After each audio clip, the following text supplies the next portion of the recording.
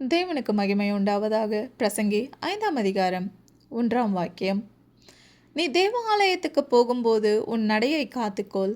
மூடர் பலியிடுவது போல பலியிடுவதை பார்க்கிலும் செவி கொடுக்க சேர்வதே நலம். தாங்கள் செய்கிறது தீமை என்று அறியாதிருக்கிறார்கள். இன்று வாரத்தின் முதல் நாள்.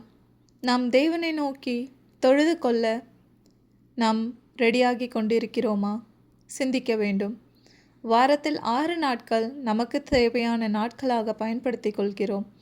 வாரத்தில் ஒரு நாள் சில மணி நேரம் நாம் தேவனுடைய காரியங்களுக்காக செயல்படுவோம்.